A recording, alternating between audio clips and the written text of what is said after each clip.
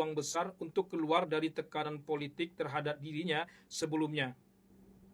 Sebetulnya Jokowi bisa saja mengakhiri kasus ijazah ini saat itu juga. Seperti yang dikatakan Megawati dan Daniel Johan dari PKB, langsung dilihatkan kepada mereka langsung selesai saat itu juga. Ini ditegaskan juga kuasa hukum Roy Suryo CS, Ahmad Kozinuddin. Dilihatkan langsung selesai. Tapi Jokowi dan para pendukungnya berspekulasi bahwa kalau dilihatkan lalu mereka tetap mengatakan palsu, bagaimana? Spekulasi ini dijadikan alasan kuat untuk memperkarakannya secara hukum.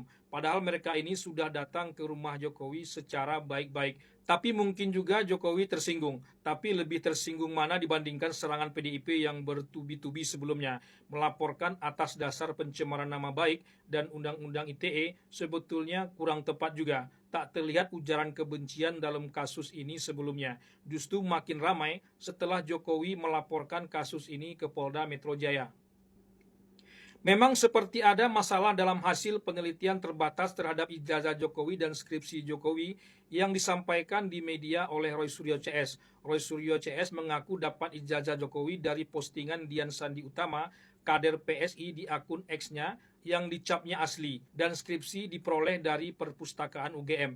Bareskrim sendiri menemukan skripsi Jokowi yang bukan skripsi aslinya dulu. Dan Dian Sandi Utama juga mengaku tak pernah melihat ijazah asli Jokowi. Sumber yang salah tentu saja menghasilkan hasil penelitian yang juga salah. Tapi itu tak bisa dikategorikan sebagai pencemaran nama baik, apalagi sebuah kejahatan yang serius. Itu biasa saja. Lihatkan saja yang aslinya, mestinya sudah selesai. Tapi itulah sepertinya yang tak diinginkan oleh Jokowi. Jokowi seperti ingin memperpanjang kasus ini untuk kepentingan politiknya sendiri. Polisi terpaksa bergerak cepat karena yang melaporkan adalah seorang mantan presiden.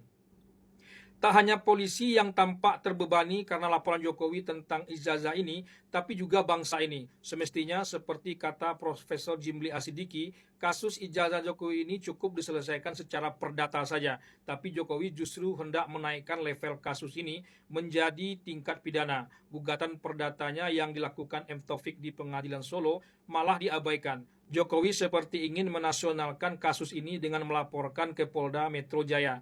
Alasannya untuk memberi pelajaran. Entah pelajaran macam apa yang mau diberikan oleh Jokowi dengan kasus ijazahnya ini. Jokowi sengaja mempersulit, bukannya mempermudah. Roy Suryo CS tentu ada salah, tapi tak ada alasan untuk mengkriminalisasi mereka. Orang jadi setuju dengan istilah mengkriminalisasi itu. Makanya wajar Prabowo menyelamatkan Roy Suryo CS yang sudah tak seimbang ini. Jika dengan PDIP mungkin baru seimbang. Sebetulnya baik Roy Suryo maupun Jokowi sudah tak relevan lagi. Tidak saja orangnya, tapi juga apa yang mereka bahas dan pertahankan.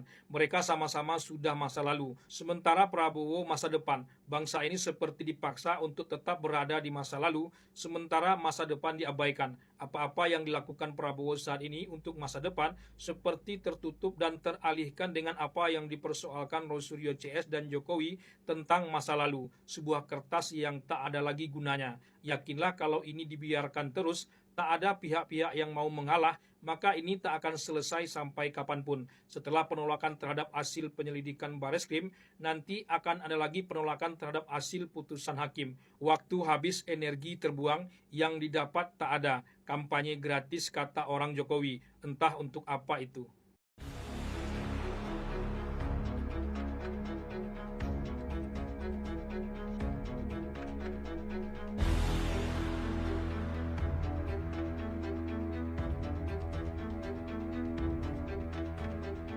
Dia nggak akan berbicara dengan Komisi 7 karena sudah beda bedangnya. Dia akan berbicara dengan Komisi 4 kalau nggak salah. Waktu itu ketua komisinya Muti Hafid di situ. Dia akan RDP dengan hearing dengan mereka. Jadi kalau ada aliran-aliran dana, yaitu oknum, dan wajar. Kalau Komisi 4 sekarang ini yang lain, itu dia berteriak, tunjukkan aja Budi Ari, siapa orang-orang menerima dari aliran dana itu. Nah, saya coba lihat perspektif ini ya. Judul ini kan sempat booming di tahun 2024 ya, di akhir masa jabatan Jokowi. Terus sekarang ini muncul lagi menjadi momok bagi geng Solo. Kenapa kita nggak berpikir dengan adanya kemunculan Bank Emas dan Koperasi Merah Putih, ini jangan-jangan hanya untuk pengalian supaya Pak Ribudi dijerat, dia tersangka, dia mundur, dan dia akan digantikan oleh orang atau menteri yang notabene kapabel dalam menangani Koperasi Merah Putih. Kan dalam politik bisa aja kita berpikir imajiner ke situ. Maksudku tuh bukan yang namanya judol itu remeh-temeh, tidak. Semua kasus korupsi itu pasti juga. Cuma kalau untuk berbicara korupsi, kerugian negara ya yang dihasilkan dari APBN kita, ya kan ada perbandingannya, Bang. Gitu loh. Lah sekarang ini yang namanya kejaksaan ini kan tidak hanya menangani kasus-kasus dari yang mediocre ke bawah. Fokus dari kejaksaan yang saya tahu itu kan menangani kasus-kasus yang besar yang sekarang ini lagi diinter gitu loh, Iya, Bang. paham Bang Slamet. Itu Nah, kasus-kasus besar. Tapi jangan bilang juga orang lagi menyuarakan masalah judul yang dibilang remeh-temeh. Jangan begitu Bang Slamet.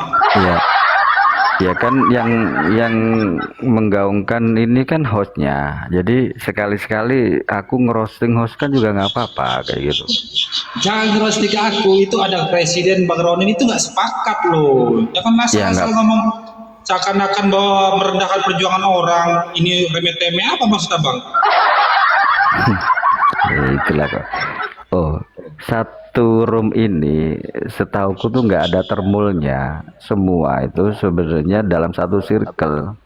Cuma kita kan bisa membedakan sedikit tentang sudut pandang tentang korupsi secara material dan korupsi immaterial. Kalau memang transaksinya itu memang luar biasa efeknya, tetapi kalau kita berbicara kembali ke individual, itu kan segala sesuatu pilihan. Contoh, di 9 orang ini, saya yakin tidak ada satupun yang ikut judol. Itu satu contoh pilihan hidup kita. Nah, yang ikut-ikut itu kan sebetulnya kan para termul-termul itu yang tidak punya akal, yang tidak mau membaca. Nah, bukannya saya mengiyakan yang namanya judol itu, bukan, Bang. Tetapi itu adalah pilihan juga. Narkoba, pilihan, Bang. Saya yakin orang di sini nggak ada yang pernah menyentuh narkoba, bahkan miras pun saya nggak. Itu pilihan hidup. Memang kebijakannya ini itu yang menyasar ke masyarakat menengah ke bawah gitu loh. Jadi bukannya kita tuh menyetujui, Ya, tetapi tapi saya tolong disambut melihat, itu, jangan bilang remeh-temeh lagi ya. Jangan dibilang ya remeh-temeh lagi. tetap saya bilang remeh-temeh karena yang kasus Wih, besar tuh jauh lebih besar ada. Itu yang benar-benar untuk kemasyarakatan masyarakat. Ya, contoh untuk penyitaan yang namanya tambang sama kelapa sawit itu. Itu Tapi Mas targetnya Slamet, tuh 5 ini juta. mohon maaf nih saya potong nih. Memang kasusnya kecil, kasus nilai kerugian negara itu mungkin kecil, tetapi ya dampaknya itu besar gitu. Dampaknya itu besar gitu. Kalau ini melibatkan orang-orang penting ini di dalam pemerintahan, nah, itu yang aku maksud. Ya saya sepakat. Memang ada kasus-kasus besar yang merugikan negara bahkan hampir ribuan triliun, ya kan? Tetapi tidak juga menutup kemungkinan kita mengangkat ini gitu karena melibatkan orang-orang penting. Os, siapa dulu Baik. tuh yang baru naik, Os? oke. Pak Assalamualaikum Rondang. Bang Rondang. Waalaikumsalam. Makasih ya dikasih kesempatan ya. Kalau Oke, saya silakan Bang Rondang. kalau Ini saya menangani, Bang Slamet nih ngomong remeh-temeh kerusakan bangsa, banyak banget anak bangsa aduh dia bilang Pak, remeh-temeh. Pak Slamet jangan Parah gitu itu. dong. Aduh. Pokoknya jadi gini, betapa kita menangis korban judol itu ya. Saya ceritakan ini, ibunya seorang pencuci pakaian, buruh cuci pakaian, ya suaminya bermain judol, akhirnya apa? Istrinya bunuh diri. Dan ini memang sudah merambah seluruh penduduk Indonesia. MUI aja nggak didengarin. Fatwa MUI sudah ada kan? Nah, akhirnya ketika kita mencari-cari siapa biang keladi judi ini, ternyata si Sidarto dan si Budi Ari.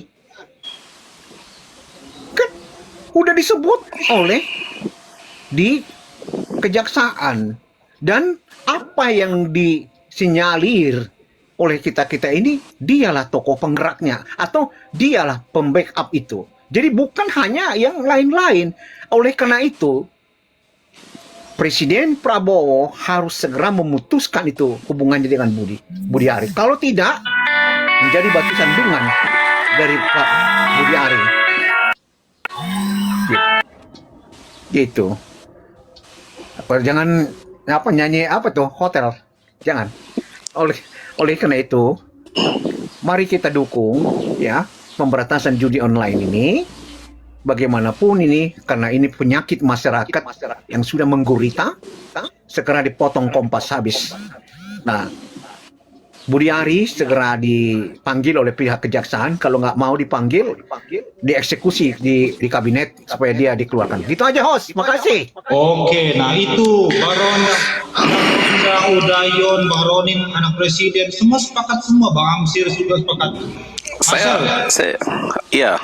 Silakan Marcel. Iya.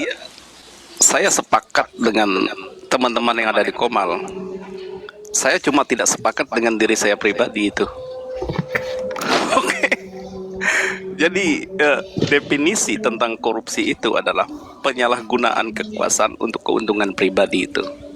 Kalau kita lihat apakah PDIP terlibat tadi ya?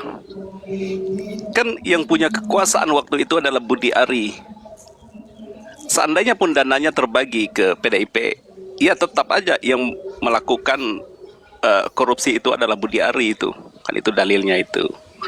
Ya, kalau kita lihat perbandingan ya, korupsinya sedikit dan kita banding dengan korupsi yang lebih besar itu. Apa yang dikatakan teman-teman tadi bahwa kasus yang kecil ini untuk menutupi kasus yang besar. Ya kalau kita pakai logika, kasus yang kecil aja tidak tuntas, gimana kasus yang besar? Kan itu dasarnya itu. Ya, saya rasa ya. Kalau kita lihat ya, judi online ini kan terjadi pembiaran tuh. Kesalahannya itu adalah terjadi pembiaran kepada mereka yang berwenang untuk menutup judi online itu kan. Kan negara kita bukan negara yang melegalkan judi ya. Dia tidak melegalkan. Kalau kita baca definisi tentang korupsi itu tadi, korupsi itu adalah penyalahgunaan tentang anggaran pendapatan belanja negara itu, APBN lah istilahnya kan. Kalau ini kan bukan dari bagian APBN tuh, jadi dia tidak masuk dalam ranah korupsi sebenarnya itu. Tapi definisi tentang korupsi itu tadi penyalahgunaan kekuasaan tuh. Kalau ada lempar sana lempar sini, itu boleh saja. Tetapi yang tengah menjabat waktu itu siapa itu? Tetap aja Budi Ari kena kan. Jadi saya rada muter-muter. Saya rasa itu dari saya ya. Saya pamit izin turun ya. Waduh, kok turun? Memang gak jelas kata Marcel. Nggak jelas itu, aduh. Gak jelas kan Marcel. Serius ya, kalau nggak jelas tolong dijelaskan tuh Bang Ronda tuh. Bang Marcel ya. Dia tidak termasuk korupsi tapi korup. Bang, korupsi dan korup itu kan berbeda ya.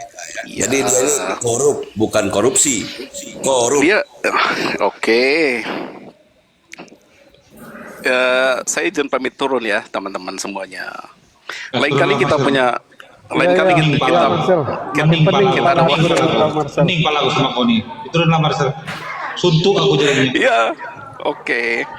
Ya kan saya mengatakan daripada saya yang pusing, lebih baik teman-teman yang pusing tuh. Cukup Marcel. Oh enggak lah, enggak Apalagi pusing. saya sepakat dengan teman-teman yang ada di Komal ya, kecuali dengan Udayon tuh, saya tidak sepakat.